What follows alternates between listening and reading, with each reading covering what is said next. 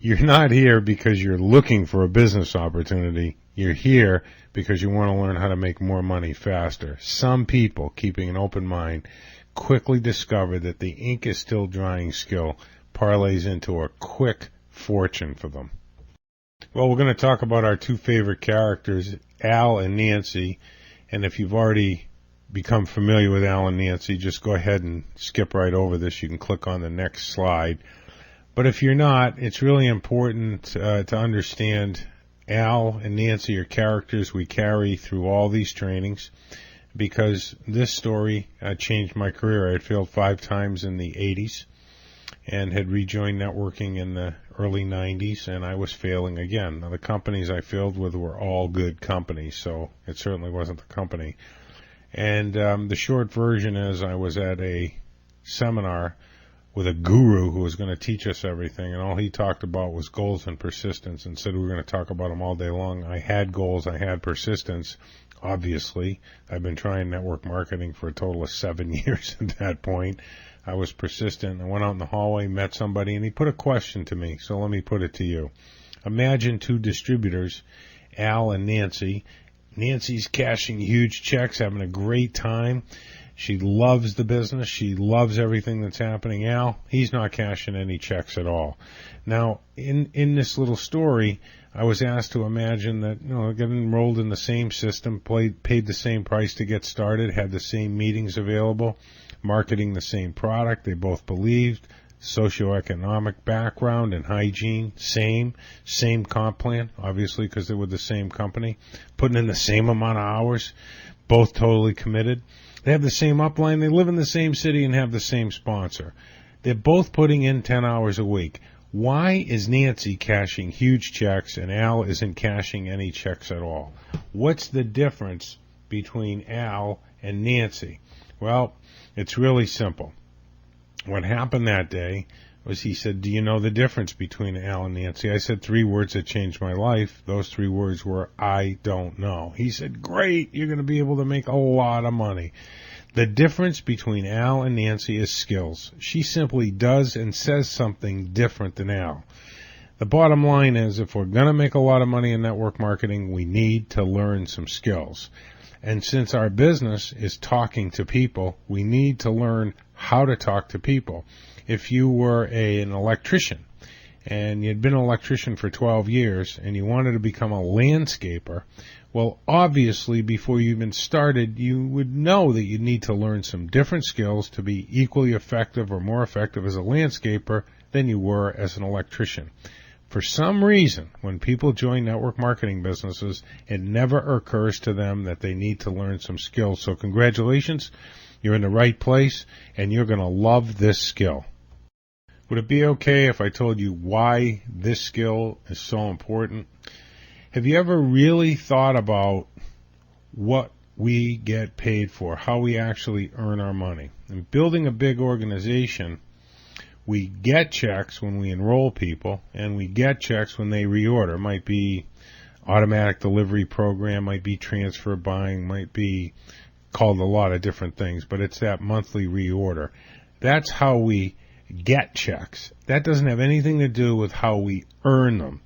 Now, the little boy over there is sort of a symbol that you'll see in a lot of these trainings, and if you can think of a little kid about 4, 5, 6 years old, and it's time for him to start learning how to tie his shoes, what the parent will generally do is have the kid hold one of the strings perpendicular to the floor nice and tight and then tie the bow around it. The kid watches this for a while, but eventually he or she reaches over, grabs the other string, and tries to tie the bow himself or herself. And eventually they get to do it good. The first few times not so good.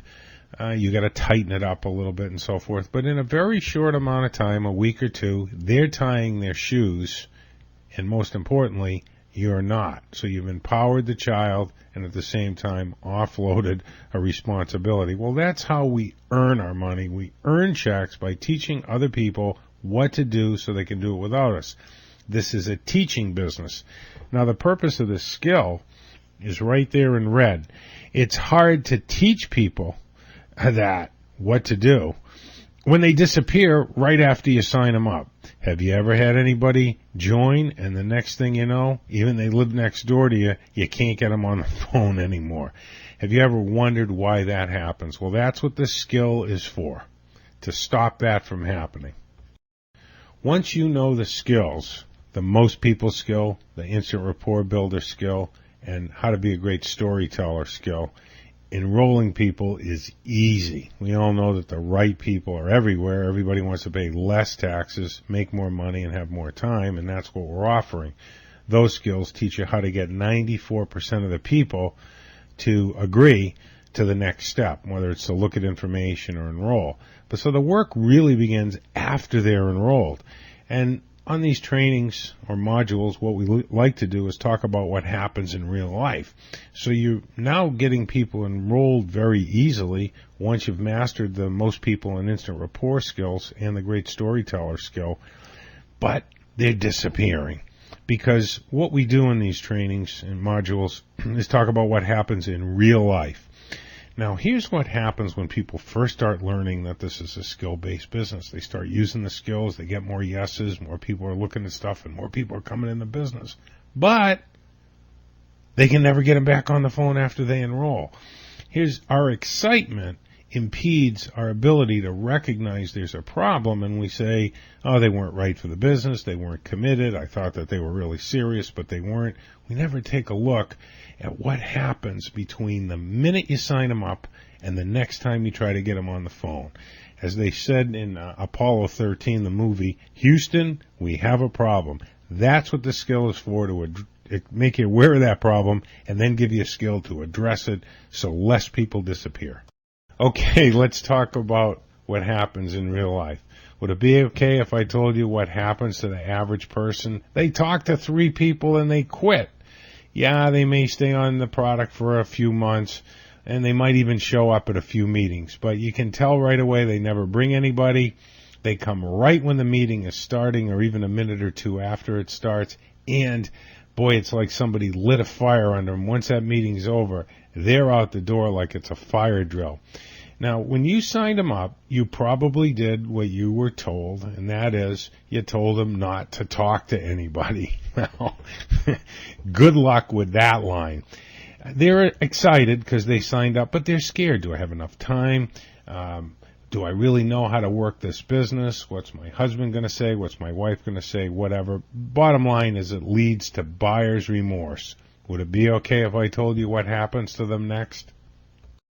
They go home and they talk to 3 people and they get hammered. I mean, these people just beat them up and they pull a David Copperfield. They literally vanish. Now you can avoid this David Copperfield syndrome, of them getting hammered and disappearing with an easy skill that I love to call the ink is still drying. Can you imagine all the new reps that you've had come into your organization in the last 3 months, 6 months, a year, not disappearing, but showing up for some real training? And the ink is still drying skill will help that or facilitate that for you, and you'll build a huge organization because, let's face it, it's much easier to work with people that are in and excited than it is to go out and find new people. The ink is still drying skill will neutralize buyer's remorse. You tell these 5 stories, and when they hear things from the 3 people that they talk to, what are you, an idiot? That's one of those pyramid things. $100 a month for something that I can buy at BJ's or Costco for $7. Are you crazy? That's what they hear because they're surrounded by negativity, like most people. Okay? When you tell these 5 stories and they hear those things, not only will they think, oh, that's normal, and they'll also think, wow, the person that sponsored me is really smart. See, if you can predict the future and then it happens, your stock goes up and the stock of the people that are being negative goes down. Here's the bottom line. They're going to buy the leader, that's you, before they buy the vision. Somebody can tell you that they'll crawl across barbed wire and drink battery acid if they could get their husband off the road. or if they could get their wife home and not have to drop the kids at daycare. And they'll mean it with all their heart, but it's not in their heart yet. It's in their head. And they're buying you. That is the leader. They believe in you. You're the one that enrolled them. And if you can show them how to start to make a little bit of money, then that vision that's in their head starts to make the journey, which is the longest distance in the world between the head and the heart. It starts to make the journey to the heart. Once the vision gets in their heart, well, then nobody's going to get them out of the business. But it's that period in between. So these 5 stories, they're simple, they're easy, and they're fun. And you have a lot of fun telling them. But what happens if you communicate them well, here's what's going to happen. They're going to think you're a genius.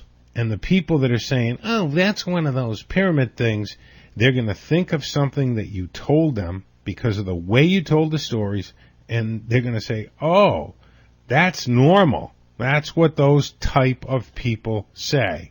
So it's great, and it's fun having people think that you're a genius. We're going to talk a little bit about Al and Nancy and how they're going to behave when they view this presentation or this module. Nancy's going to stop it after each part, and she's going to make some notes, and she's going to review each part a few times so that she gets them down pat, and then she's going to use them. Now, the next 10 people that come into Nancy's group, instead of 9 of them disappearing, or more than 9 disappearing, all 10 of them, she's going to have 7 or 8 of them show up, get well trained, learn some skills, and build a big business.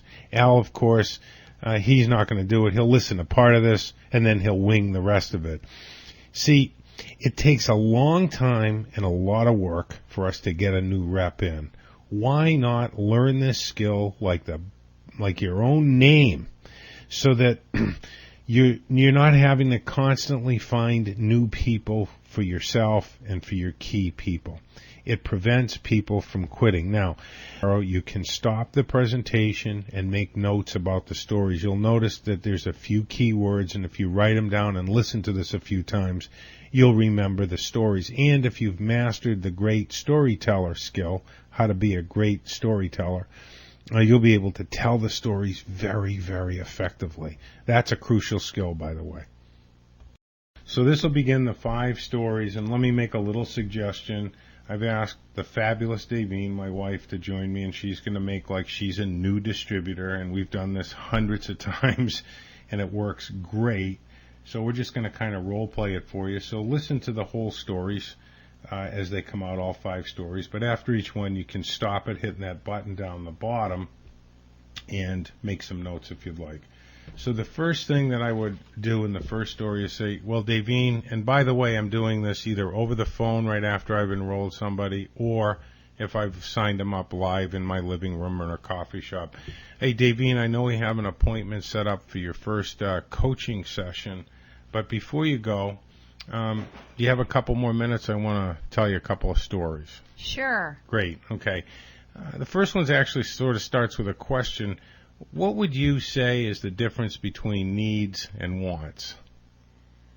Needs, I would guess, are things like air. You need to breathe. You need to drink water. You need to have shelter. So those are what you actually need. Mm-hmm. And wants, I believe, are different things. Like I want a new car. I want a diamond bracelet. My list of wants is really long. I want to move to Hawaii, so I see the difference as needs you have to have. Wants are just, you don't have to have them to survive. Well, can you think of anything that you need but don't want? Have you thought of anything like that? That's really sort of what I'm driving at. No. No. Okay, well, let me give you an example. You need to go to the dentist, but you probably don't want to because it's going to hurt and it's going to cost you $60 or $100 and you have to keep going, right? That's a good example. Okay. So that's something that you need to do, but you don't really want to do. Another example would be a diet. I mean, let's face it, a lot of people would like to lose a few pounds, but they don't want to go on a diet. Does that make sense? A lot of people probably want to eat healthy, and they don't always. They don't always want to. Want to. Sure. Okay, so you're getting the idea. Let me give you another one and sort of extend this one out a little bit. I think all of us know that we should probably, we need to get up an hour early every day and go and exercise or get to the gym, but we don't always want to get up early. Yeah. Mm-hmm. Now, let's imagine that I had called you up and said, hey, I just read this thing on how jogging's really going to help you. And you said to me, nah, I don't want to get up at an hour early and go jog. Yeah, that would probably happen. Yeah, that would probably happen. And what if I called you the next day and said, oh, there's going to be a webinar on at 6 o'clock in the morning about jogging? I'd get a little annoyed at you. Get a little annoyed. And then I called you and I said, oh, hey, listen, I got somebody on the phone who's a great jogger. Oh, I'm probably going to hang up on you. We're going to hang up on me, right? The next sound I hear. So this is what happens is, our business is really for people who want it, not necessarily for people who need it. And if they don't want it, we kind of tend to leave them alone. Let me give you one more example that I think most people are familiar with, and that's taxes. I don't want to pay taxes, but I need to pay taxes. Yeah, or you're going to the big house, okay? So the bottom line here is that our business is for people who want it, not for people who necessarily need it. Right, you got it. Okay, you got it. So what I'm going to do at this point with my new distributor is lay a solid foundation, which you sort of heard me do in the last overhead when I said our product or our business is for people who want it, not for people who we think need it. Does that make sense, Davine? Yes. Okay, great. And what's crucial here is this lays the foundation for the next 4 stories, prevents the Copperfield syndrome. We all have people in our group who say, look at, right after you sign up, they say, oh, look at, I just want to use the product for a while and see how it works. Once I really believe in it and a few things clear up, I'll call you. What's happened is you didn't use the ink is still drying skills that we're sharing with you right now. They went home, they got hammered, and they're going to drink product for a couple of months, then they're going to get off ADP. Now, story number 2 that we're going to convey with our new distributor is to cover product. When people go home, we've already decided on this training that even though you tell them not to talk to people, they do. So, Davine, I know you're pretty excited about the product, and I don't expect you not to go home and talk to someone about it. But let me ask you this. Do you like rejection?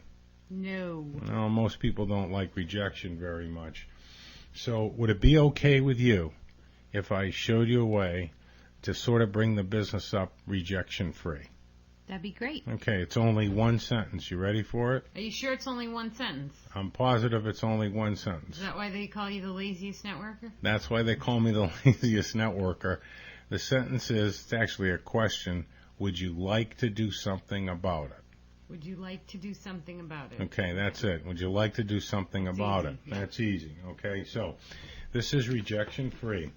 And let's say you go to your Aunt Mary's house tomorrow and you're all excited about our product. Mm-hmm. And you walk in and she says, my ankles hurt, my knees are sore, my hips are sore, my shoulders hurt, I have headaches, I have acid reflux. That's a disease now. I have 7 diseases that are known, 6 that are unknown, and 5 that haven't even been discovered yet. And you would say to your Aunt Mary, do you want to do something about it? Now, I have a theory about the question, do you want to do something about it? That there's only 2 possible answers. Do you know what those 2 possible answers could be? You mean 2 things that she could say back to me after I say, do you want to do something about it? Yes, I would like to know that. Well, one answer is yes, and the other answer is no. But sometimes the prospect speaks in secret code. So I'm going to give you the secret code, and then you're going to tell me whether or not you think it means yes or no. Okay. If she wants to do something about it, it's just cha-ching. Okay, yeah. Okay, it's very simple. You pull out an order form and write out an order. Mm-hmm. You take and collect her money, and you made a sale. But she might say something like, oh, no, I can't take anything like that without talking to my doctor. Probably means no. No. And could you define that no a little bit more? What it really, you know that Aunt Mary needs it, but she doesn't Oh, I know she needs it, but she doesn't want it. You got it. And she might say something like, well, my grandmother died young, my mother died young, and I'm not going to let you break that tradition. Probably means... You don't sound like anything like my Aunt Mary. No, it probably means no. And it also means... That she doesn't... I know she needs it because she's so ill, but she doesn't want it. And she might say something like, oh, I'm allergic to everything. I can't take pills or liquids. She would say that. And that probably means that she doesn't... want it. So I have a very, very simple suggestion for you. Leave her alone.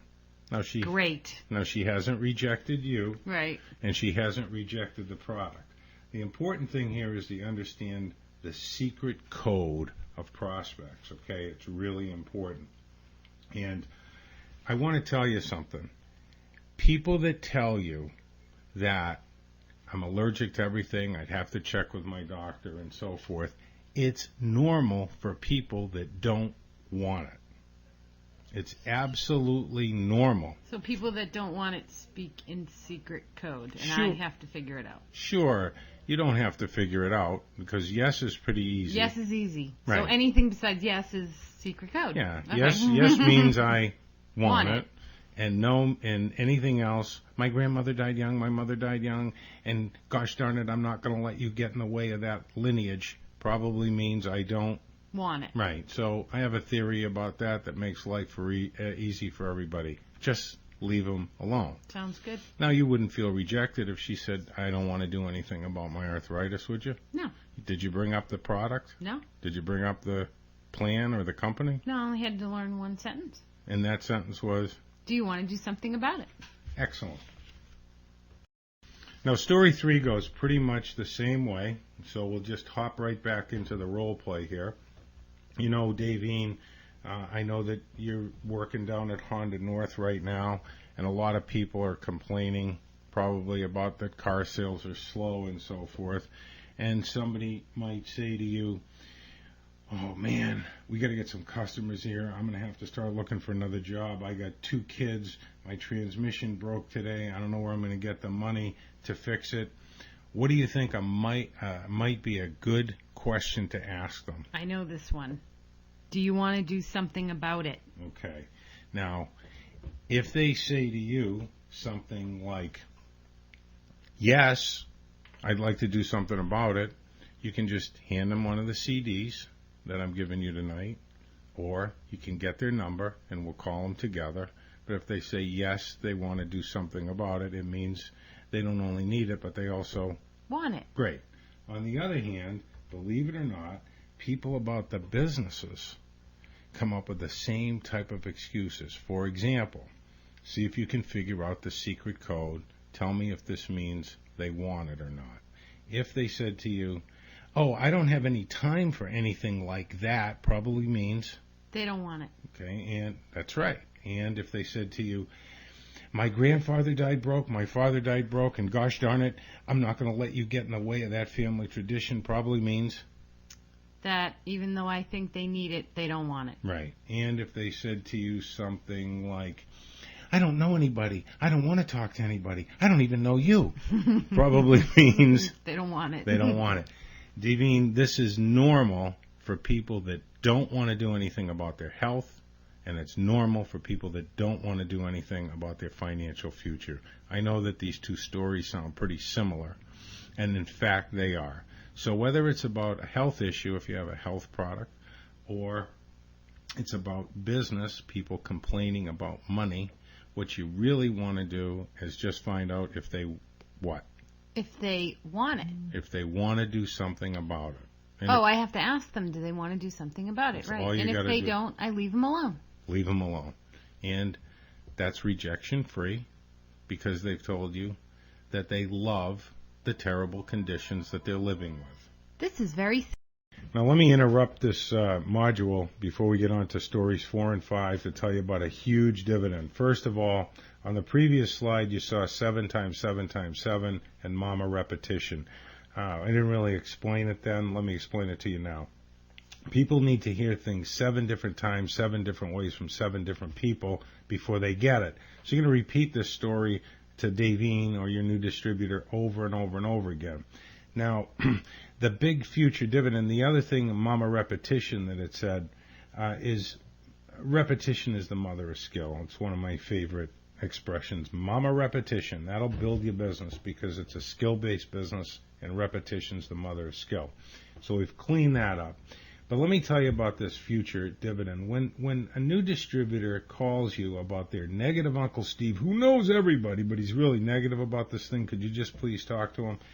Or their unemployed bartender friend Bert, who's too busy to get to a conference call, or their friend never worked a day in her life, Lisa, but really needs something like this. You need to be patient, but ask the new distributor a simple question. You know, Davine, I see how much you care about their problem and that they need it, but do they want it to the point where they want to do something about it? Remember when we first talked after the sign up? Do they want it? I know you know they need it, but do they want it? And you need to, this is kind of like aspirin. You want to keep feeding this to your new reps, repeat it calmly as needed, and it'll pay a huge dividend, because about a month later when she calls about Steve, I'll say, well, I know Steve needs it, but does he want it? And they say, no, I don't think so. Say, well, let's go on to the next person. Great dividend, because you don't have to explain why you don't want to talk to these people. They come to that conclusion, and it's great. Now, the fourth story I'm going to tell is fundamentally to start to encourage them, because now they're hearing about people that don't want it, so let's get on to a little encouragement. So I'm going to tell them a restaurant story and say, well, let me ask you this, Davine. What's the most popular restaurant that you can think of in your area? I'm going to say Ocean Walk. Oh, the Ocean Walk. Okay. Over there in Hampton, right? Mm-hmm. Okay. And what's the population, say, within a 50-mile radius between Boston and Portsmouth? Got to be a couple hundred, 300,000. Well, there's 1 million in Boston. Oh, I didn't know that. Okay. So I'd say there's probably be somewhere around 2.5 million people between Boston and Portsmouth. Really? Yeah. Wow. That's a lot of Well, people. there's 5 million people in Eastern Mass, half on the north and half on the South Shore. So we got about, let's call it 1.5 million people. Okay. Okay.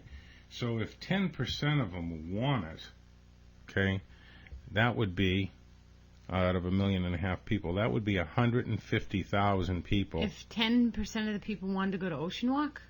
No, if 10% of the people wanted the business. Oh, okay. Okay? Mm-hmm. We're trying to show you how big the target is here. I see, okay. Okay, so 10% of them want it. Mm-hmm. That would be 150,000. Oh, wow, that's Okay. a lot. And let's reduce it down to 1%. Okay? How many is that? Well, that would be 15,000. And 15,000 people in your organization with $100 a month auto delivery would be 1.5 million in volume, and we'd be rich. Cool. Isn't that cool? Okay. But we don't even need the 1% to get rich. Oh, yeah? Yeah. We just got to find a few people that want it. Oh, yeah, we don't have to find 15,000 people. No. No, okay, No. yeah. Okay. Now, let's expand that a little bit, okay? Not only do we not even need 1% to get rich, let's add the entire states of Massachusetts and New Hampshire.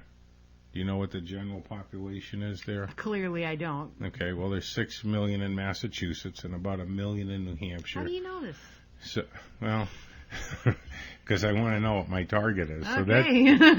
So that's about 7 million people. That's a lot of people. Okay, and of the 7 million people, 10% would be 700,000, Mm-hmm.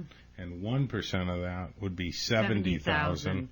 Okay, so 1/10 of 1%. Oh, come on now. Where's my calculator? Just 1/10 of 1% would be 7,000 people. That would be 700,000 in business volume in your organization, and between 5 and 10%, that's about $35,000 to $50,000 a month. Cool. So you see what a small percentage of people we have to find that actually Want it. Want it. You got it. Okay. But I got more good news for you. We can add in the other 49. I know that. That's 300 million. 300 million. Okay. So with 300 million people, if we got 10% of that, that would be 30 million. Yeah, we don't have to get on that road. Okay. You're getting into billions now. Yeah. And of course, with this company, we're in 23 countries at this point. Mm-hmm. So now we're talking in the vicinity of close to 1 billion people. Mm-hmm. Do you like the odds now of finding just 3 people? Yeah, that shouldn't be too hard. Yeah, because we just have to find 3 people that want it. You're really picking this up faster than most people. Right. Okay, Davey, and the last story that I want to tell you is about a guy named Bob, okay? And let's imagine that the company would only allow us to sponsor people named Bob, right? Okay. And what I mean by that is Bob is somebody who wants it. Okay. Does that make sense? So we're going to sort of have a little kind of analogy here. And let's say... So just Bob, not Patrick or Mr. Krabs? That's all we could do. Squidward, only Bob? Only Bob. Okay. Even SpongeBob. But it's got to be... It's got to be named Bob. It's got to be named Bob. And basically, you are talking to somebody named Pete. Okay. And, of course, in our little analogy here, we're talking about Pete doesn't really want it. So if we keep asking Pete to join the business, what are we really asking Pete to do? We're asking Pete to change his name to Bob. Right. Because Pete doesn't... He doesn't want it. He doesn't want it. We can only sponsor people who want it, or people named Bob. Okay, you got it? Mm-hmm. Now, what's really important to understand about it is a lot of people are so caring for other people that they want it for them. Because people need it, we think they don't want it, okay? Mm-hmm. So can you think of what we might want to ask Pete instead of joining our business? It's kind of like the little exercise story I told you. Remember when I said, what if I called you at 6 in the morning and said, hey, let's go jogging? Mm-hmm. And you said no, and I called you the next morning and said, hey, let me drop off some brochures about jogging. Yeah. That's sort of like asking Pete over and over again to join the business or to try the product. Right. What we're really doing in that case is asking Pete to do what? We're trying to get Pete to change his name to Bob, yeah. To Bob, mm-hmm. Because we can only sponsor people named Bob. What should we ask Pete? Pete, do you know anybody named Bob? Named Bob. You got it, okay? So this is great. You got it. You know that it's for people that want it, not necessarily for people that need it. Okay, and you know how to recruit rejection free. You're just simply going to ask people who complain if they want to do anything about it. You got it, and I'll meet you on Tuesday, and we'll get your business up and running and get you in profit right away. Great, thanks. What we've just done, of course, is bulletproof our new rep. You want to use this on new reps instantly, right after the sign up. I mean, as soon as their application's been processed online or you've taken their application, tell these 5 stories. And when negative people try to steal their dream and tell them they're crazy, they're going to think, wow, that guy was a genius, or my sponsor's a genius. He told me that's what's going to happen. He told me it's normal.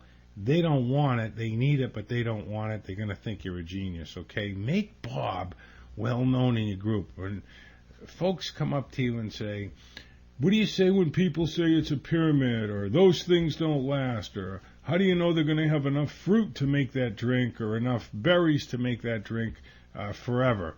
You know, if they say, what I say to them is, well, the person you're asking me about, is their name Bob? And the first time or two, they don't get it. But if you just stay patient with them and have some fun with them, they get it, okay? If you get this concept going in your group, before you know it, within 30 days, people are saying, hey, I got another Bob in, I got another Bob in, I got another Bob in. You hear it all the time. And then the new people that come in say, who's Bob? Who are all these guys named Bob? And there you go. You've set in motion something that distinguishes clearly in their mind with just the word Bob the difference between people that need it and people that want it. And our new distributor understands that. Now, this is really critical. The next step with the distributor, once you've told them these 5 stories, is do not tell them to build a list. Okay? Arrange a time to build the list with them. One of the biggest mistakes people make is assigning list building. I was talking to someone a couple of weeks ago who had sponsored 30 or 35 people in 2009, and he said, I couldn't get more than 10 names out of more than 2 of them. Well, that's because he assigned list building. Now, that's another training, but this is exactly what I do when I bring someone in. It's why people think I'm so lazy. It's just about working smarter rather than harder, understanding this is a skill-based business, and in this particular skill, instead of 1 or none out of 10 new people that come in your organization pulling a Houdini or David Copperfield, you'll have 8 or 9 out of 10 showing up for the list building session. And once you have that and they clearly understand need and want, the difference in this context, well, you have someone who at least you can get started with and make some things happen for them right away. I've said it before, I'll say it again. Repetition is the mother of skill, so go over this skill a few times. I know you don't need to hear the whole training again. I also wanted to point out that little exercise that I went through with the fabulous Davine, quite candidly, it takes about 8 to 10 minutes to tell those 5 little stories once you go from one to another. Of course, we tried to give them to you in complete segments, but did a little speaking in between. So it's very short, very easy to do, and you can learn more skills, get their feedback on it. I think you'll find a significant difference. There's really only 2 types of distributors in the world, those that learn skills and cash big checks, and those that don't learn skills, just keep doing it their own way. You just have to decide which group you belong in. Peace be the journey, keep growing.